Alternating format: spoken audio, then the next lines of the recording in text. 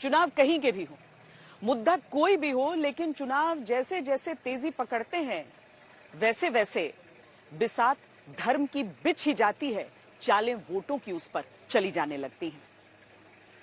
महाराष्ट्र के चुनाव में भी ऐसा ही कुछ हो रहा है।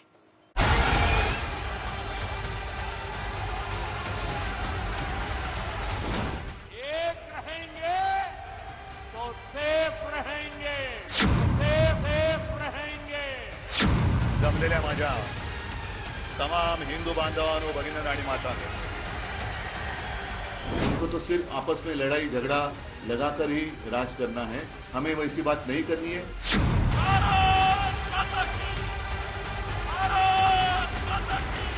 जब भी बटे थे तो कटे थे, कटे थे। इस राज्य में ना कोई बटेगा ना कटेगा। मैं कह रहा हूं, नरेंद्र मोदी और योगी, जितना तेरा हिंदुस्तान है उतना मेरा भी हिंदुस्तान है।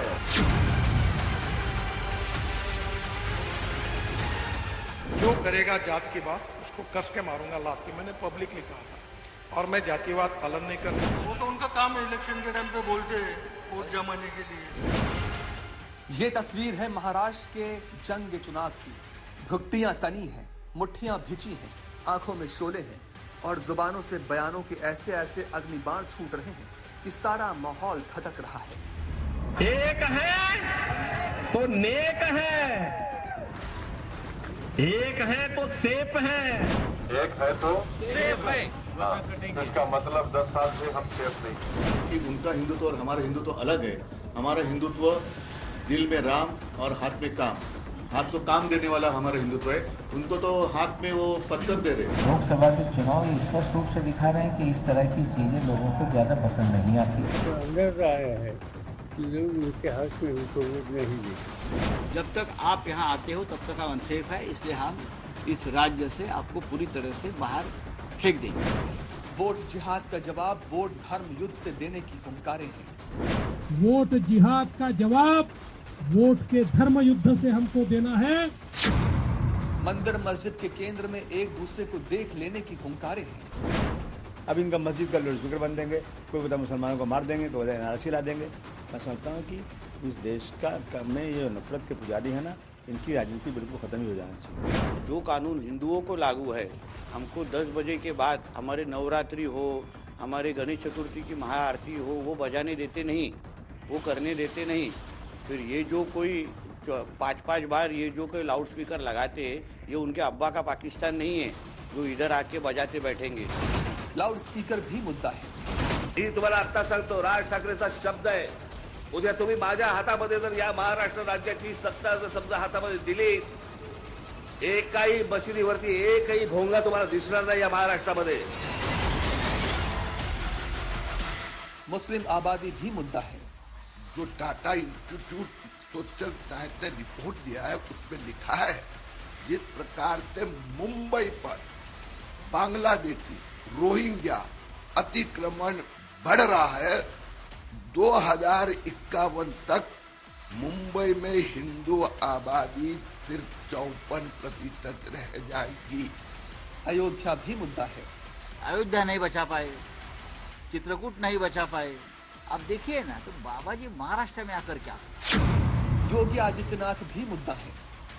महायुतीमध्ये एक घटक पक्ष म्हणून आहे, आम्ही भगवानचे दोन प्रोग्रामवर एकत्र आलेलो आहे, विचारधारा भिन्न आहे।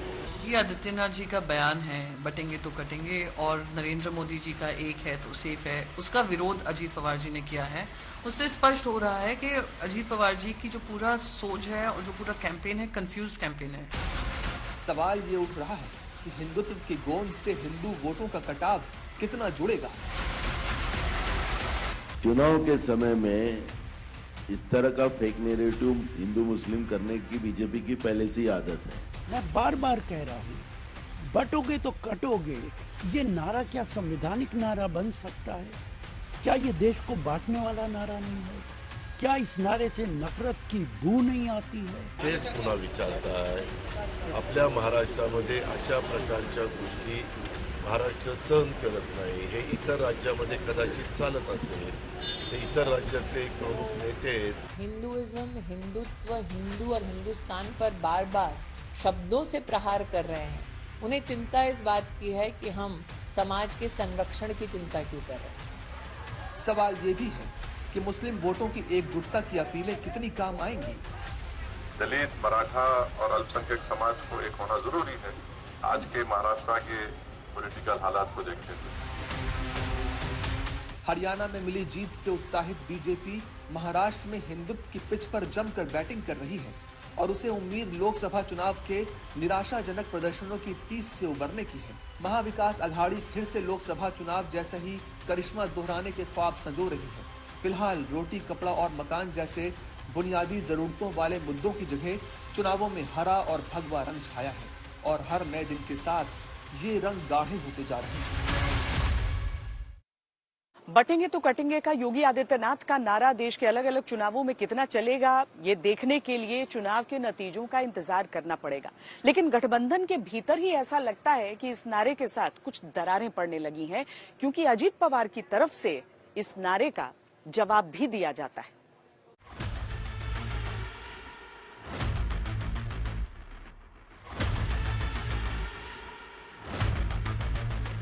जब भी बटे थे तो कटे थे. महाराष्ट्र की चुनावी फिजा में यह नारा गूंज रहा है और इसी के इर्द गिर्द ही सारे परीक्षण, सारे प्रयोग और सारा दमखम मापा जा रहा है. शब्द बदल भी जाएं, फिर भी मायनों में यही नारा है. हमें ये हमेशा याद रखना है, एक रहेंगे तो सेफ रहेंगे. विपक्ष इन नारों की काट के जवाब में अपने अपने नारे गढ़ रहा है. बीजेपी पर चुनावी राजनीति में हिंदू मुसलमान करने के आरोप लगा रहा है, लेकिन खुद महायुति के अंदर भी सुर में सुर नहीं मिल रहे. कुछ अपने भी इससे नाराज दिख रहे हैं.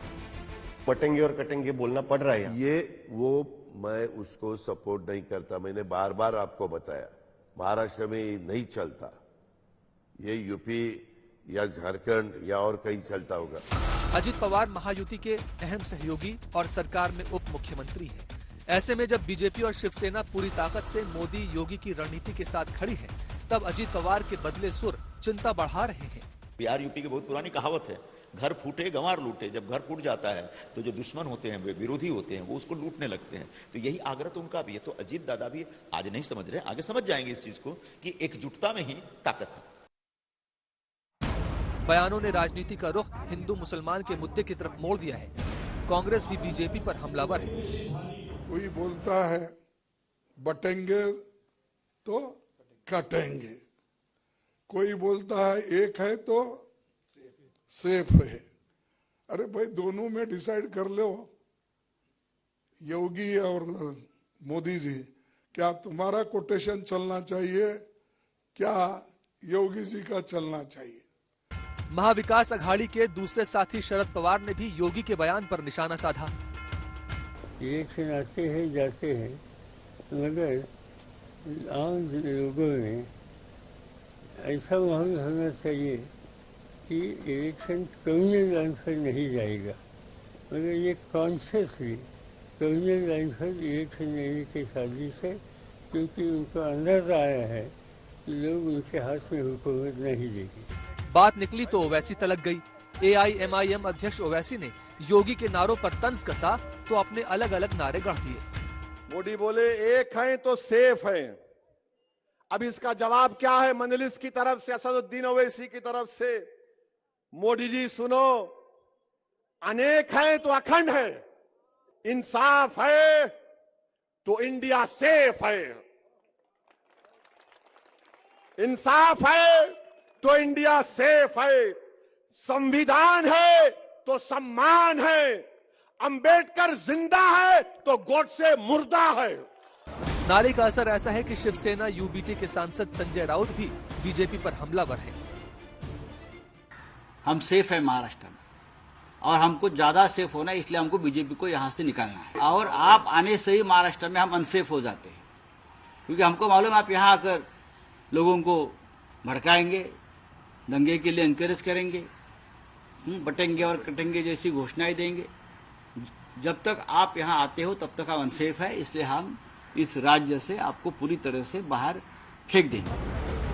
बयानों के इस तूफानी तराजू के दूसरे पलड़ पर कुछ दिनों पहले वायरल हुआ एक वीडियो भी है जिसने महाराष्ट्र की राजनीति में बवाल मचाया था। बीजेपी के नीतीश राणे ने कुछ दिनों पहले ये वीडियो पोस्ट किया, ये दावा करते हुए कि एक मस्जिद के अंदर मुस्लिम समुदाय की इस बात पर मीटिंग हो रही है कि वोट किसे दिया जाए। वीडियो में यूबीटी के नेता भी दिखाई दे रहे हैं। नीतीश राणे उद्धव की पार्टी पर निशाना साधते हुए उसे हिंदू विरोधी सेना कहते हैं। फिर तो हिंदू मुस्लिम पर खुलेआम राजनीति होने लगी। राज ठाकरे ने अपने भाषणों में मस्जिदों पर निशाना साधा। मी तुम्हाला आता सांगतो, राज ठाकरेचा शब्द आहे, उद्या तुम्ही माझ्या हातामध्ये जर या महाराष्ट्र राज्याची सत्ता जर समजा हातामध्ये दिली, एकाही मशिदीवरती एकही भोंगा तुम्हाला दिसणार नाही या महाराष्ट्रामध्ये। मतलब ये सब बहुत ही चीप और सस्ती शोहरत के लिए हो रहा है, पोलराइजेशन के लिए। और मैं समझता हूँ कि यहाँ का जो उनका वोटर है वो इतना बुद्धू नहीं है कि इनके इस बोलने से नफरत फैलने से पोलराइजेशन हो जाएगा। मैं समझता हूँ इंशाल्लाह इनको सत्ता ही नहीं मिलेगी तो कहाँ से करेंगे ये। जिन लोगों को संवैधानिक व्यवस्था मान्य नहीं, ऐसे लोगों के बारे में कोई चर्चा नहीं करो तो अच्छी बात है। हमारा संविधान ये कहता है कि सबने अपने अपने धर्मों पे प्यार करना चाहिए, किसी के धर्म के ऊपर आक्षेप नहीं करना चाहिए। लेकिन ऐसे लोग हैं कि जो समाज में धर्म के आधार पर विभाजन करना चाहते, जिनको संविधान मान्य नहीं है, ऐसे लोगों के बारे में बात नहीं करो तो अच्छे है। लेकिन सवाल उठता है कि क्या धर्म का सहारा लिए बिना वोट नहीं मिल सकता? महाराष्ट्र में जो हिंदू मुस्लिम की राजनीति हो रही है, वहां पर यह समझना भी जरूरी है कि मुसलमान वोटरों की संख्या प्रदेश में कितनी है और कितनी वो सीटें हैं जहां पर ये समुदाय प्रभावित कर सकता है नतीजों को। कुल 16 ऐसे जिले हैं जहां पर मुस्लिम मतदाताओं की संख्या कुछ ऐसी है कि नतीजों पर उसका प्रभाव पड़ सके।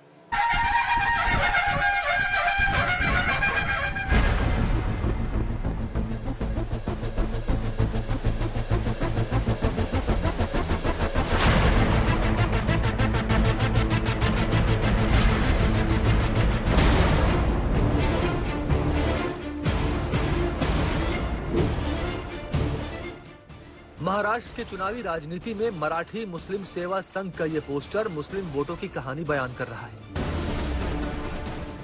इस पोस्टर में शरिया, एनआरसी और वक्फ जैसे मुद्दों का वास्ता देकर ईमान वालों से पूछा जा रहा है कि किसे वोट दोगे। लेकिन पोस्टर के अंत में महाविकास अघाड़ी को वोट देने की खुली अपील है। बीजेपी इसे वोट जिहाद कह रही है।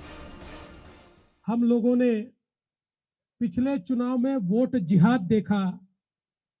एक प्रकार से उनके सारे धर्मस्थलों के ऊपर बैनर लगे, पोस्टर लगे, कस्में दिलाई गई और लोगों को वोटिंग के लिए बाध्य किया गया और कहा बस एक ही चीज करनी है, मोदी जी को हराना है, ये कहकर एक वोट जिहाद किया गया। उद्धव की शिवसेना जानकारी न होने की सफाई दे रही है। सबसे पहले तो मैंने ना ही पत्र देखा, ना किसी की मांगे सुनी, ना मांगे पढ़ी, ना मांगों को स्वीकार किया गया है कि नहीं पता नहीं। मैं बस एक चीज कहूंगी, ये लेटर मीडिया को मिलता है। कोई भी एक फोटोग्राफ आप दिखा दीजिए जहां किसी नेता को मिलकर उन्होंने पत्र दिया होगा। सच्चाई ये है कि भारतीय जनता पार्टी द्वारा प्रायोजित हिंदू मुसलमान विवाद कराना, बांटना, काटना और लूटना वाली जो राजनीति है, उसके चलते वो इस तरीके के मुद्दों को सामने ला रहे हैं। ये कहा जा रहा है कि मराठी मुस्लिम सेवा संघ ने 180 से ज्यादा संगठनों को मिलाकर एक फोरम बनाया है और इसके कार्यकर्ता मुस्लिम आबादी के बीच ये पर्चे बांटकर महाविकास अघाड़ी के पक्ष में वोट करने की अपील कर रहे हैं। बीजेपी का आरोप है कि लोकसभा चुनाव में भी यही पैटर्न अपनाया गया था और अब विधानसभा चुनाव में भी मुसलमानों को बीजेपी या महायुति के खिलाफ वोट करने के लिए रजामंद किया जा रहा है। थोड़े सोए हुए थे, इसलिए कई जगहों पर हम लोगों को मात खानी पड़ी, लेकिन अब वोट जिहाद का जवाब वोट के धर्म युद्ध से हमको देना है। अगर इलेक्शन प्रचार में सब लोग प्रचार कर सकते हैं, और इलेक्शन के कानून का वायलेशन ना हो तो सब प्रचार कर सकते हैं। उसमें तकलीफ क्या है, इसमें जिहाद कहाँ से आ गया भाई? सवाल उठता है कि क्या महाराष्ट्र चुनाव में मुसलमान वोट इतने हैं कि वो नतीजों पर असर डाल सके, और क्या है मुस्लिम वोटों की ताकत? महाराष्ट्र में करीब 12% मुसलमानों की आबादी है और उनमें से ज़्यादातर शहरों में रहते हैं। 30 या 40 कॉन्स्टिट्यूंसीज ऐसी है कि जहां मुसलमानों की तादाद ज़्यादा पाई जाती है, लेकिन वो इतनी ज़्यादा नहीं है, मतलब 50% से ज़्यादा नहीं है। लेकिन वो चुनाव का अगर मुसलमानों ने एक साथ वोटिंग किया तो चुनाव का जो परिणाम है उस पे असर हो सकता है। ऐसी करीब 30-40 कॉन्स्टिट्यूंसी जरूर है। 2011 के सेंसस के अनुसार महाराष्ट्र में कुल मुस्लिम आबादी 1.5 करोड़ है, जो कुल महाराष्ट्र जनसंख्या का 11.5% है। अब अगर जिलेवार देखा जाए तो महाराष्ट्र के कुल 36 जिलों में से 16 जिले ऐसे हैं जहां मुसलमानों की आबादी 3 लाख से ज्यादा है, और इन जिलों में मुस्लिम मतदाता अहम भूमिका निभाते हैं। विधानसभा सीटों के हिसाब से अगर देखा जाए तो महाराष्ट्र में कम से कम 38 विधानसभा सीटें ऐसी हैं जहां मुस्लिम आबादी 20% या इससे ज्यादा है। इनमें से 15 क्षेत्र ऐसे हैं जहां मुस्लिम आबादी 30% से ऊपर है, और 9 क्षेत्रों में इनकी संख्या 40% से भी ज्यादा है। 5 सीटों पर 50% से ज्यादा मुसलमान हैं, जबकि एक सीट मालेगांव ऐसी भी है जहां 60 से 70% मतदाता मुस्लिम है। क्या आपको लग रहा है यहाँ ध्रुवीकरण हो रहा है? नहीं, नहीं हो रहा है। नहीं हो रहा है? ध्रुवीकरण हो रहा है आपको लग रहा है? यहाँ तो कुछ नहीं हो रहा है सर, ऐसा कुछ नहीं हो रहा है। जो अभी है जो ऐसा सेम ही है सब, सब सेम ही है। कोई भी नेता रन दो, कोई भी पक्ष रन दो, कोई भी पार्टी रन दो, ये मजहब में हाथ नहीं डालेगा। मजहब में हाथ नहीं डालेगा? नहीं डालेगा। वो जलता है तो चलने देता हो। नहीं, ऐसा कुछ नहीं। ऐसा नहीं हो रहा है? नहीं हो रहा है। अभी तो फिलहाल तो सही है। फिलहाल सही है सर। हाँ। जातीयवादी दंगल और जातीयवादी ये पुणे में कभी हुआ नहीं, बहुत कम कर सकते हैं, लेकिन उसको सक्सेस नहीं हो जाएगा। 2019 के पिछले विधानसभा चुनाव में मुसलमानों ने 56% कांग्रेस को, 30% एनसीपी अविभाजित, 9% बीजेपी और 4% शिवसेना अविभाजित को वोट दिया था। इसी तरह लोकसभा चुनाव में महाविकास अघाड़ी के साथ 74% मुस्लिम वोट मिले, जबकि महायुति को सिर्फ 12% मुस्लिम वोट ही मिले। प्लानिंग काय को करेंगे? हम तो हिंदुस्तान में रहते, हमको तो जो कैंडिडेट पसंद आएगा हम उसको वोट देंगे। ये तो होना ही है, क्योंकि मुस्लिम वोट तो मुस्लिम की तरफ जाना है, और उन्होंने अगर एक बार डिसाइड किया है तो जिसको देना है वो तो देना ही चाहिए उन्होंने, और रह गया हिंदू का वोट तो हिंदू की वोट तो बटना ही चाहिए। यहाँ का मुसलमान, यहाँ का हिंदू जो अपने आप को मिलकर रहना चाहता है और बरसों से रह रहा है, इसलिए ये यहाँ जरा सी भी संभावना नहीं है कि धर्म के आधार पर यहाँ पर वोटिंग होगा। महायुति सरकार ने भी चुनाव से ठीक पहले महाराष्ट्र के मदरसों में पढ़ाने वालों की तनख्वाह बढ़ाई थी। डीएड वालों का वेतन 6,000 से 16,000 कर दिया था, जबकि बीएड वालों का वेतन 8,000 से 18,000 कर दिया था। विरोधी दल इसको लेकर बीजेपी को घेर रही है। जो अंधभक्त है, मेरा सवाल है उनसे, क्या ये वोट जिहाद नहीं है? ये वोट के लिए क्या है ना, लाडली बहन हो, पगार मिलना चाहिए, वेतन मिलना चाहिए, ठीक से मिलना चाहिए। लेकिन क्या अगर ये हम लोग करते तो बोलते वोट जिहाद है। तो आपने क्या किया?